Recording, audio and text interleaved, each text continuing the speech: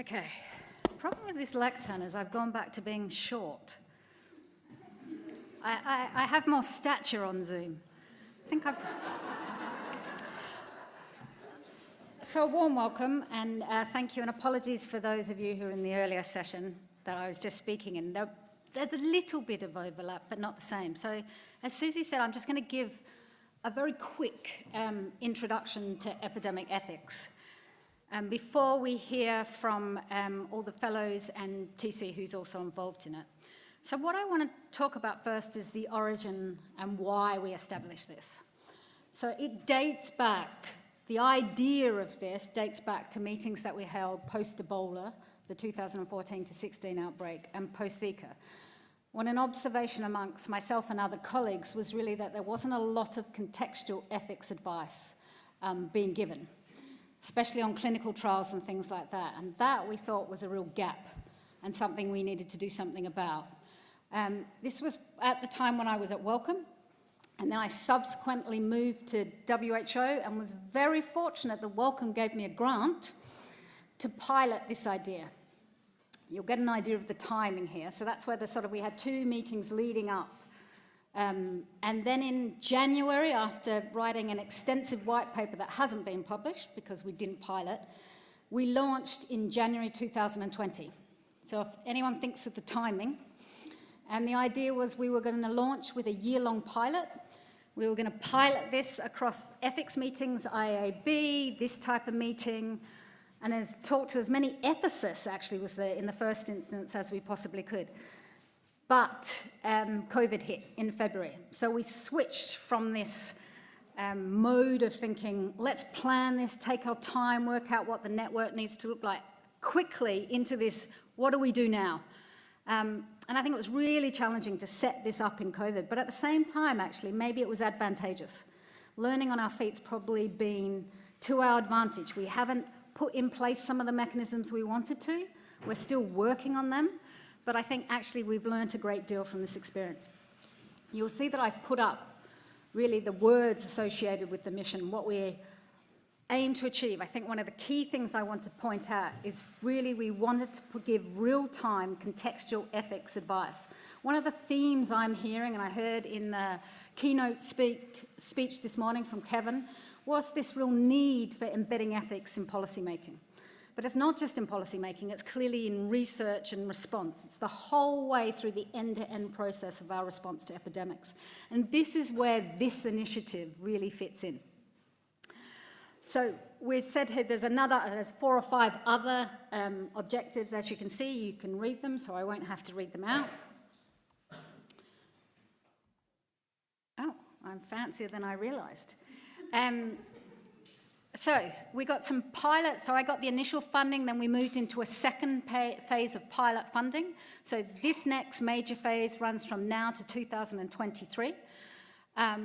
The idea is that we would have a rotating joint kind of model of a secretariat, so it would move around the globe. And the initial host is Ethox. I'm on the right scene. Okay, and then, as I said, you're going to hear the talks. We've got 5 postdoctoral fellows. You'll hear from 4 of them today. So I don't need to discuss what they're talking about. I would emphasize that the core activities are around 6 areas: capacity strengthening, convening timely ethics support, engagement, networking, establishing a e-platform, and knowledge generation. Some of these we've been more successful at than others. A lot of them are cross-fertilized issues, and I'll talk a bit more about 1 or 2 of them, so you get an idea of what we've been doing as part of the network. So I would say at the moment our key knowledge translation and engagement activity are these webinars. How many people in the room, I'm going to make you interactive because it's after lunch, how many people in the room have participated or been on one of these? Okay, quite a few, that's great. Basically we've had, roughly we get an audience of around 200 depending on the subject matter per webinar, and 60% of that are from LMACs. And the last one in Indigenous populations, I was just counting in the chat where people introduced themselves, I counted 37 different countries. And that's really important for our ethos of reaching out to as many people as possible. The diversity of the titles. So as I said, the last one was research with Indigenous ones. We're planning to do one on pandemic preparedness. We've done one on mental health together with the GFBR. The Hastings Centre have done one. So this is another important component of this initiative. We want to network and we want to collaborate. We want to build on what's already out there. Done everything from vaccine hesitancy to misinformation to trustworthiness to digital technologies. As I said, we've got a digital platform and an engagement tools we're setting up. So far, I think we've had something like over 600 experts have registered to join the network.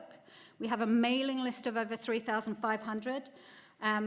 And a Twitter, I think we've got over 1,000 followers and we're exploring new media. I think this is an area where there's a lot of growth and development for us. One of the key issues is also that we need to reach out further beyond the ethics community.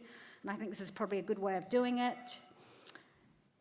And then in terms of the knowledge generation, we've got a program of work which identifies and analyses priority ethical issues. You'll hear from the research fellows about their individual projects. They're also working together. We also, together with WHO and an Epidemic Ethics Joint Initiative, funded over 40 projects early on in COVID, ethics projects, response mode, including the casebook that Susie spoke about in an earlier session. But everything from research ethics to clinical and long-term care, to public health and social measures, health systems, digital health, and public discourse. And I think this, to me, was really interesting, the response rate. These were very small. They were up to a maximum of $25,000 US. The response rate we got was phenomenal. So there's a need, I think. There's a real need for doing this type of research in pandemics, and I would also argue probably as part of the pandemic preparedness. A lot of those findings of those webinars are now coming out of the research coming out in the webinars. This is my final slide. You'll be relieved to hear, but this to me is a really interesting meeting that we had, a sunrise to sunset consultative meeting. So really to capture this breadth of time zones that we're not capturing. We've always got the webinars at 1 p.m. UK time. So the idea was to try and meet the needs of an audience at 8 a.m. UK time versus I think 7 p.m. or something like that. The idea of us having this consultative meeting is partly what I'm doing here today, to explain to you about epidemic ethics and engage people, but also to get a feeling for what people thought we should be doing and focusing on. And the topics, the themes were really interesting. I gave a talk before in the last session about WHO's COVID work, and the list of ethical issues I put up is very different to this list of ethical issues. So one of the things I'm really interested in, and I think the network could play a really good role in, or pivotal role in, is understanding how we gather evidence on what the ethics issues are on the ground. I mean, this is a really interesting list. The CE's community engagement, really strong emphasis on getting different voices on the agenda and hearing different theories. And then just in terms of thinking about our strategic priorities going forward, really thinking about that this is a resource to facilitate decision making.